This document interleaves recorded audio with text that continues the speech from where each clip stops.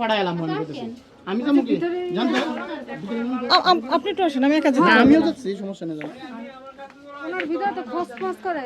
আপনি তো দেখেন, তাড়াতাড়ি দেখেন। ওনার শরীরে কাপড় মাল আছে আর আপু আমি দাঁড়ানো আছি, আপনি একটু দেখেন। টাকা পড়ছে না এটা রাখেন, এটা রাখেন, এটা রাখেন, এটা নিয়ে আপনি এটা রাখেন। বলতেছেন কেন? দেখেন তো। তিনজন লোক আপনার পিছনে আছে সিকিউরিটি গার্ড তারপর আপনি এরকম যদি করেন আমি নিজের হাতে দেখালাম দেখেন ব্যাগটা আপু একটু দেখেন তো ম্যাট আছে সাদা তিনটা ম্যাট রাখছে কিনা জানি না কোথায় কোথায় এরকম করার দরকার নেই। আপনাকে তো ভদ্রভাবে বলতেছি